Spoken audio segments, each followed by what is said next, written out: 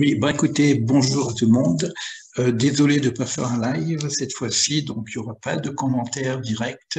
Je ne veux pas perdre le fil du temps. Nous étions hier pour les personnes qui vivent en dehors d'Israël encore à Shavuot, et donc pour éviter de faire des transgressions, je préfère donc faire un replay. Donc vous aurez donc la suite du cours. Donc nous sommes dans le cours de Shahar Hayehoud Vaïmouna, donc c'est-à-dire la porte de l'unité et de la Emouna, et nous sommes au chapitre 11. Il ne nous reste plus que 2 chapitres, et je préfère donc avancer plutôt que repousser, puisque le cours se fait tous les 15 jours. Donc maintenant, ce chapitre, c'est un chapitre qui va parler maintenant des 10 paroles. Intéressant, puisque nous sommes juste le lendemain de Shavuot. Mais là, on va parler pas des 10 paroles qui ont été données à Shavuot, mais on va parler des 10 paroles de la création, qui sont évidemment en rapport avec les 10 paroles qui sont données au don de la Torah. Donc, elle révèle également, donc il y a un rapport, on l'a déjà vu la dernière fois, entre ces paroles de la création et les siphérotes, donc qui vont permettre en fait de donner vie à l'ensemble de tous les autres mondes, donc jusqu'à la créature, jusqu'à nous-mêmes. Ces paroles sont constituées, en fin de compte, dans la séphira, la dernière séphira du monde de la Tzilut, qui s'appelle Malchut. Ce qui est dit ici au chapitre 11, de la même façon que ces paroles dites dans la création représentent des paroles en fonction de la créature. C'est-à-dire, si je prends le mot à mot, elles apparaissent en fin de compte à travers, quand je dis elles apparaissent, c'est marqué Melubashot, c'est-à-dire elles s'habillent à travers des otiyot, c'est-à-dire à travers des lettres qui vont former des mots, et ces lettres sont l'émanation de ce qu'on appelle la Mahashava, donc la pensée divine.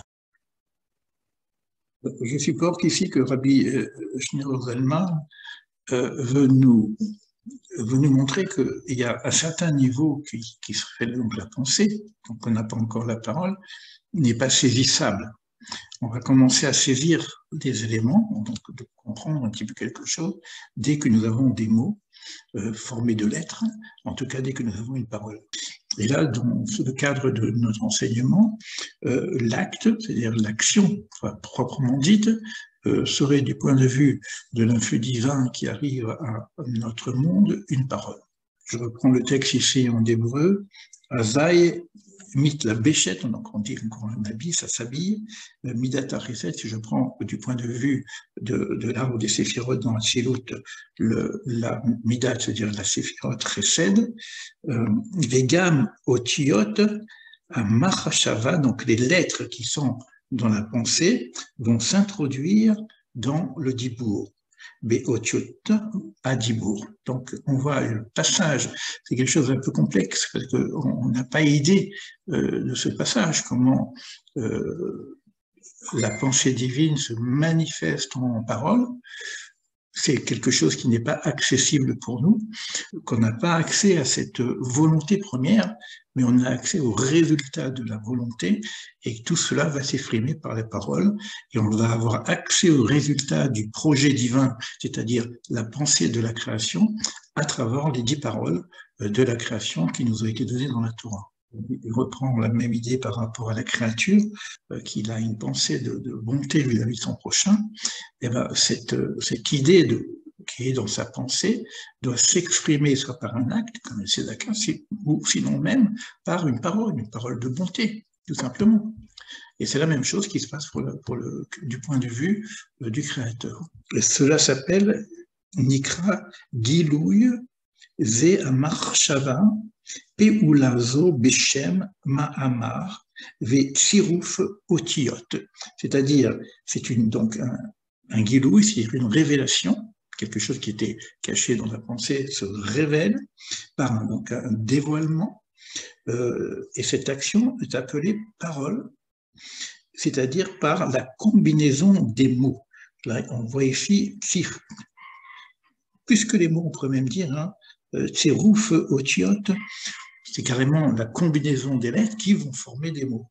Les lettres étaient avant même la création, puisque c'est ces lettres-là qui vont former des mots, par des combinaisons, et c'est ces mots-là qui vont être émanés du point de vue de l'influx divin, et c'est ces mêmes mots-là qui vont se concrétiser au niveau de la matière, où il va y avoir la forme des lettres pour exprimer la notion de lumière, Vaillé, Or, Yé, Or, et c'est les lettres Aleph, Vav et Resh qui forment le mot Or, qui se concrétisent en lumière. Bon, évidemment, cette lumière première est une lumière totalement spirituelle, mais au fur et à mesure qu'on va descendre dans les différents mondes, il va y avoir une forme de concrétisation.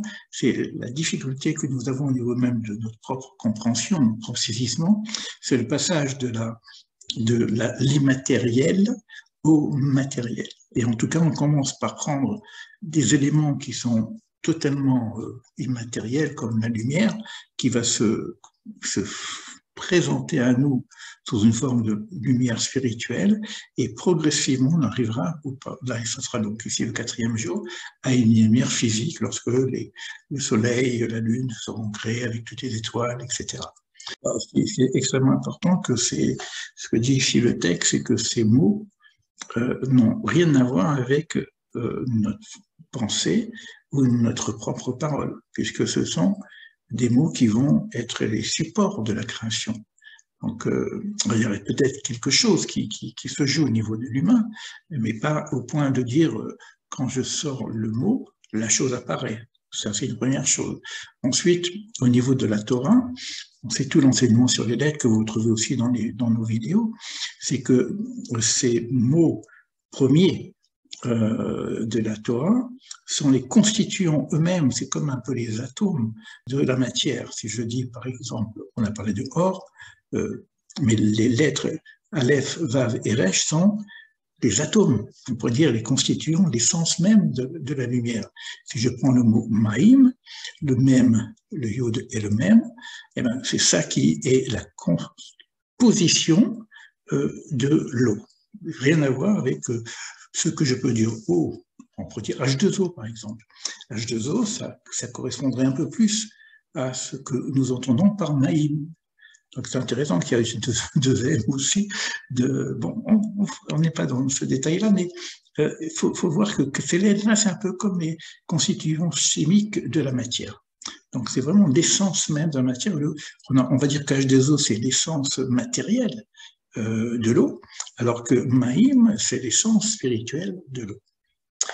Bon, c'est des choses que nous avons déjà vues plusieurs fois, hein. Mais lorsque moi je veux créer quelque chose, je pars d'un constituant existant et je vais transformer ce constituant existant. Donc je ne vais pas parler proprement dire de création, c'est-à-dire que je peux créer une table, et pour créer une table, c'est pas que je crée une table, je forme une table, je transforme du bois déjà existant en table. Donc, je pars d'une matière existante pour la transformer en une autre forme. Alors que ici, ces mots-là sont des mots qui viennent directement de la pensée divine, et ça s'appelle la création yesh mi'ayin, c'est-à-dire ce qu'on appelle ex nihilo, de rien. Moi, je prends ici Mikol Makom, Em Inyan Amore, Al Itva Ut, A Or Mi'ayin Yesh. Ça vient du rien à il y a. Pour la traduction directe, hein, on appelle ça ex nihilo. C'est des notions qui sont un peu difficiles à comprendre, comment quelque chose peut exister de rien.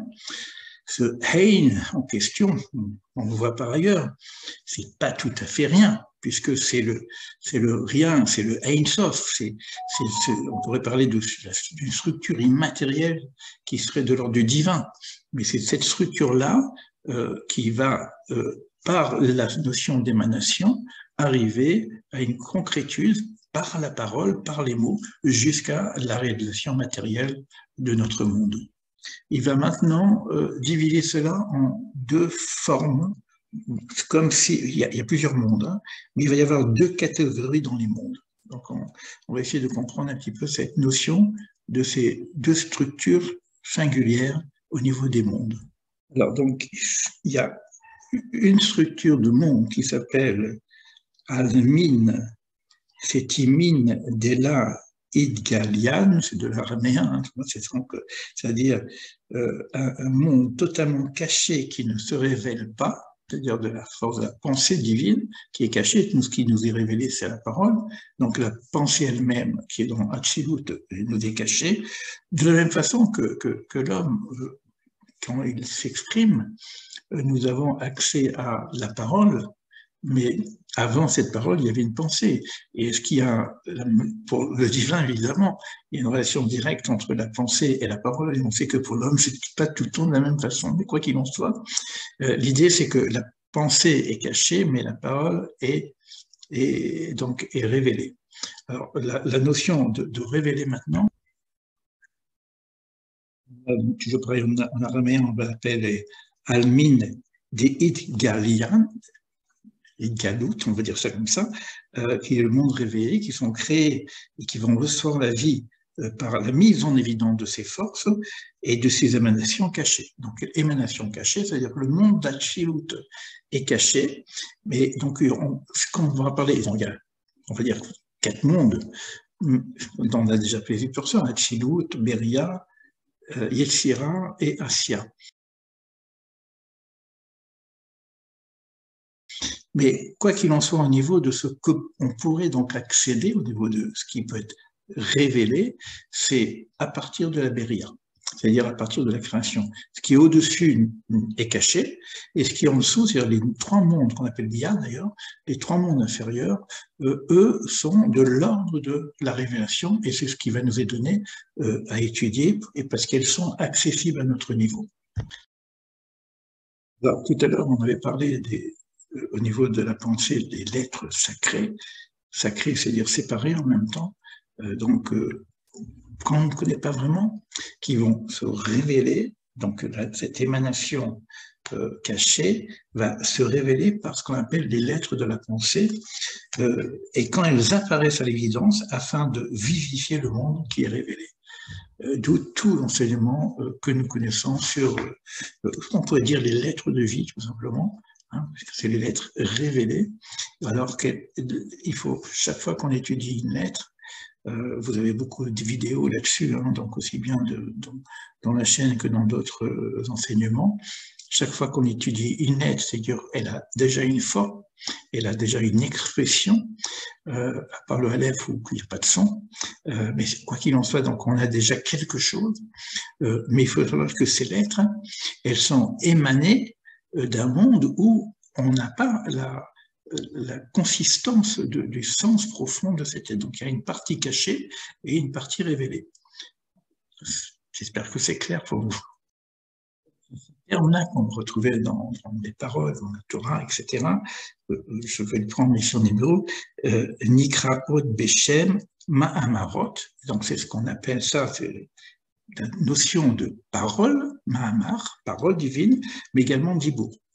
On a ces 2 notions-là qui sont des paroles révélées, donc des lettres également révélées, ce qu'on appelle également Dvar Hashem, la parole de Dieu, ou également on appelle ça Ruach, le souffle de pive, le souffle qui sort de la bouche. Ce souffle, quand on parle, il y a un souffle qui sort de la bouche, et donc lorsqu'on entend Ruach pive, il s'agit donc de l'être révélé. Révélé, qui sont comparables, d'ailleurs, c'est toujours le parallèle avec l'homme, révélé un peu comme la parole de l'homme, qui est destinée à révéler une idée qui est à l'intérieur de la pensée qui elle-même n'est pas visible directement. Évidemment, il faut être clair là-dessus, c'est ce que dit le texte. En réalité, même quand je parle de la parole humaine qui révèle une pensée, ça n'a rien à voir avec la parole divine qui révèle également sa pensée. Donc les mots qui constituent la parole divine est infiniment plus haute que tous les niveaux et toute la nature, toute la sagesse qui peut exister au niveau de l'intellect de la créature, donc de l'humain. Donc le texte il dit Vayomer Elohim Naase Adam, faisons un homme, Betzel Menu Kidmutenu, c'est-à-dire selon notre ressemblance, à notre image et à notre ressemblance. Je ne vais pas rentrer dans le détail, hein, c'est pas l'objet, on a déjà beaucoup parlé que c'est ça. Ça, c'est l'intention donc de créer l'homme, d'accord. Et juste après, nous allons voir donc la création de l'homme qui va se faire par cette intention, qui sont des paroles bien précises dans le texte de la Torah. Vaïvra Elohim est Adam et l'homme et Dieu crée l'homme Salmo Betselem Elohim Baraoto avec à l'image de Dieu. Bon, c'est que cette image, c'est pas une image formelle, hein, puisque c'est selon le projet divin. Bon, il y a aussi un certain décalage.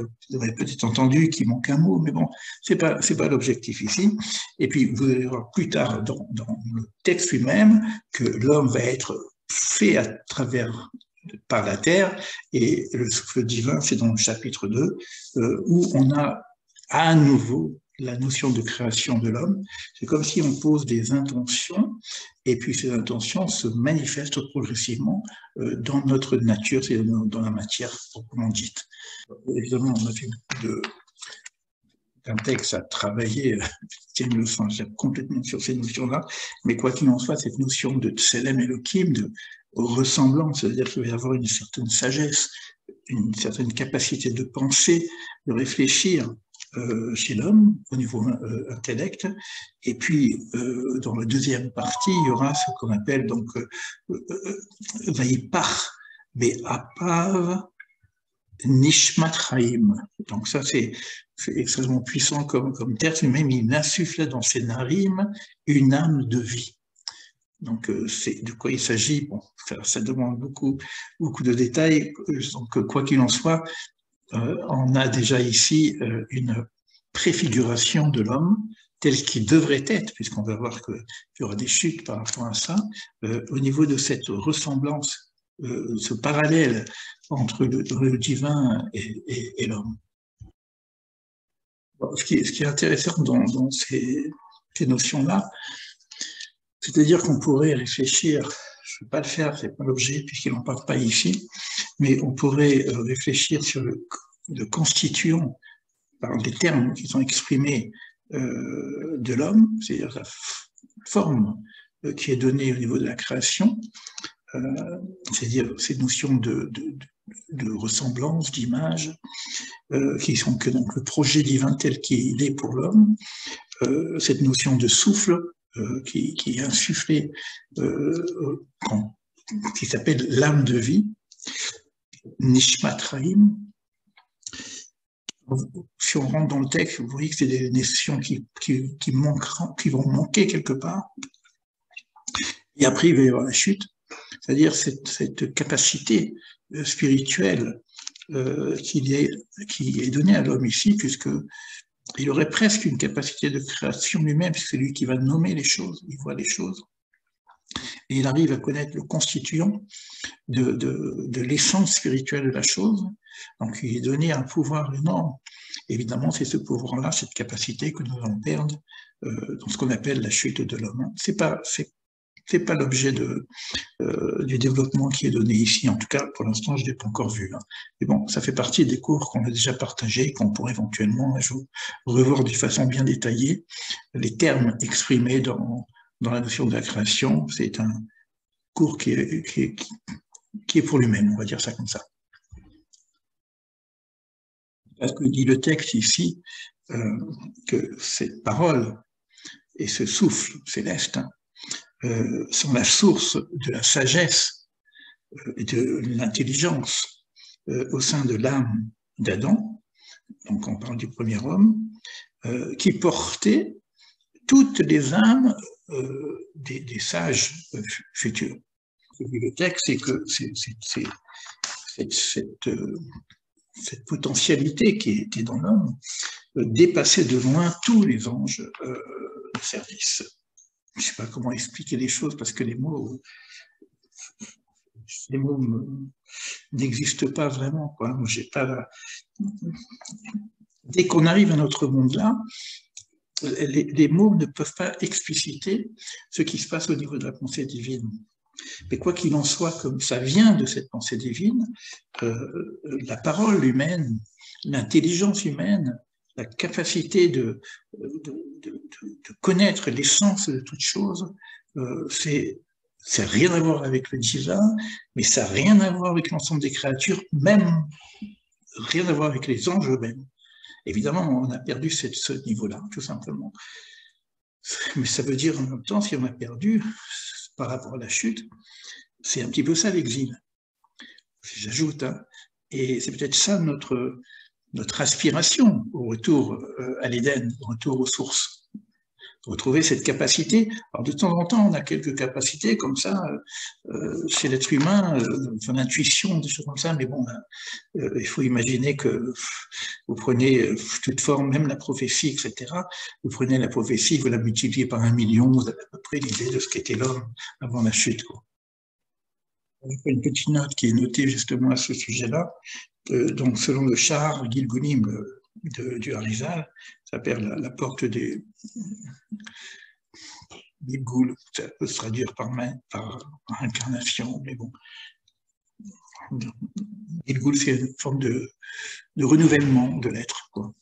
Bon, donc, il dit dans un Midrash, dans le Midrash Shemot, l'âme d'Adam, le premier homme, était en effet une âme collective, portant à elle l'ensemble des âmes d'Israël, les plus hautes d'une part, et celles des tzadikim, des patriarches de Moïse, les plus humbles d'autre part, et celles de tous les peuples. Les âmes les plus hautes se trouvaient dans la tête d'Adam, d'autres étaient dans les bras, etc. Bon, une leçon. J'ai rencontré un râle qui expliquait que toute la structure d'Adam, Kadmon, c'est-à-dire non, pas d'Adam Kadmon, d'Adam Arishon lui-même, hein, puisque c'était le premier homme, ça constitue l'ensemble de l'humanité, et chaque organe correspondait à une partie de l'être lui-même que nous saurons par la suite, après la démultiplication des êtres humains. Bon, il continue un petit peu, là, il reprend donc un autre texte qui s'appelle l'Écouté Torah, d'Admor Hazaken, hein, dans une explication d'une section de la Torah dans le Béar. Il dit que la sagesse de ces sages, des tzadikim, surpasse donc celle des anges. Pourquoi? Parce que ces anges ne possèdent pas le libre arbitre, hein, ne connaissent pas donc l'évolution possible de l'être, puisqu'ils ont fait pour toujours, hein, dans leur fonction. Même s'ils ont un niveau extrêmement élevé, le final de la fin de la création, par rapport donc, à ces anges, alors je lis le texte, au final, la création n'a aucun apport par ces anges, parce que les anges sont figés, il n'y a pas d'évolution vis-à-vis des anges, alors que les tzadikim, eux, puisqu'ils s'élèvent par leur travail, leur pensée, bon, tout le monde s'élève quelque part, mais là on est dans la pensée divine, on est dans le projet divin, dans la structure de l'homme premier, et je ne sais pas quoi dire, mais puisque nous n'avons plus cette fonction en nous, je ne sais même pas ce que c'est vraiment la pensée d'un ange et le pouvoir d'un ange. Aujourd'hui, évidemment, on ne peut rien dire, puisque nous avons aujourd'hui, est-ce qu'il y a des êtres humains dans notre monde après la chute qui arriveraient à ce niveau qui transcende les anges? Ben, j'ai envie de dire oui, on connaît, on sait qu'il y a quelques tzadikim, il n'y en a pas beaucoup, qui sont hors normes, quelque part. Si je prends Baba Saleh, je prends Abidovavitch, bon, on a des monuments compte tenu de ce qu'ils arrivent à faire, comment une simple pensée de leur part peut changer tout un monde. Ça existe à notre niveau, mais bon, on ne peut pas dire grand-chose parce que, en tout cas moi, je ne peux pas dire grand-chose. Quoi qu'il en soit, bon, ça nous donne une idée de notre devenir, de notre potentiel. C'est tout ce qu'on peut dire là-dessus. Hein. Bon, en tout cas, c'est intéressant parce que on voit bien on est un petit peu dépassé par rapport à ces niveaux-là, et je vois que le texte veut nous expliquer à peu près la même chose entre la parole humaine et la parole divine, entre les lettres sacrées cachées, donc qui sont dans la pensée, et les lettres qui vont être révélées, sur lesquelles nous allons pouvoir commencer à travailler. Donc, il parle des 22 formes d'émanation, de la vitalité et des forces différentes les unes des autres, chaque lettre a sa singularité, par laquelle furent créés donc les mots, on va dire les mondes supérieurs et les mondes inférieurs. Le monde va être créé par ces 22 révélations. Donc, vous voyez un peu, quand on parle des lettres, un petit peu de quoi il s'agit. Hein. On n'est plus dans l'alphabéta de nos mots. Hein. Il dit que ce sont les 22 lettres que l'on prononce par la bouche et par la langue, comme l'enseigne le Sefer Yetzira. Donc tout l'enseignement maintenant de la sagesse des lettres qui viennent à travers... Là, il y a des livres spéciaux. On a déjà ouvert quelques-uns. On verra un petit peu de quelle façon on peut continuer à avancer dans cet enseignement sur les lettres par rapport à ce que vous avez déjà dans l'ensemble des vidéos que j'ai partagées sur la chaîne. Bon, ce que je peux dire, c'est que je peux dire un mot. Ce mot a une certaine force qui peut créer une certaine émotion, tout simplement. Donc, cette idée-là que un mot crée une émotion, ce mot-là est constitué par des lettres spécifiques qui viennent au niveau de la source de ce mot.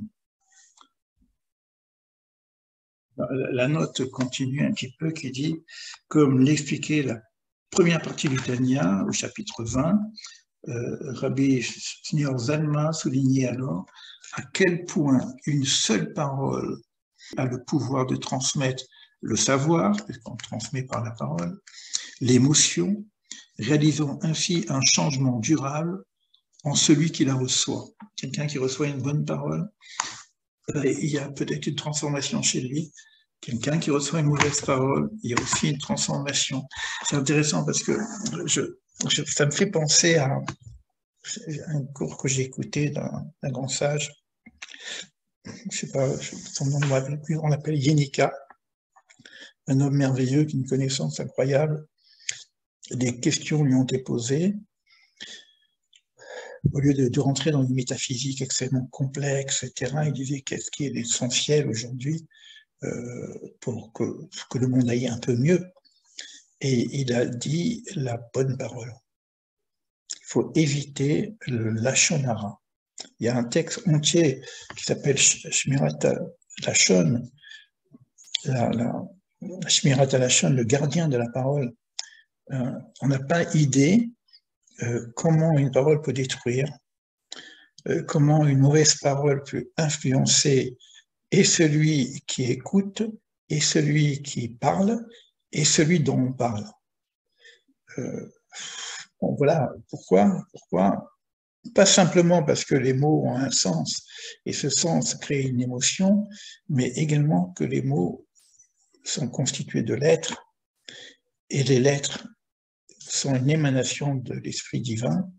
Et donc, voilà, donc je ne vais pas dire plus, mais je pense qu'on a compris un petit peu l'idée que veut développer ce chapitre, qui nous ouvre plein de champs. Je crois que l'idée que nous avons eue de faire une formation sur le coaching distanciel avec le support des portes qui sont elles-mêmes exprimées par les lettres, je pense que c'est une bonne intuition qui nous permet d'envisager une formation en coaching, puisqu'on parle de coaching distanciel, avec une connaissance en même temps des lettres, et pourquoi pas des séphirotes. Bon, voilà pour notre cours en replay cette fois-ci. Et puis bon, si vous avez des commentaires, vous pouvez les faire directement sur la vidéo. Et puis on se voit donc dans une quinzaine de jours pour le dernier chapitre. À bientôt.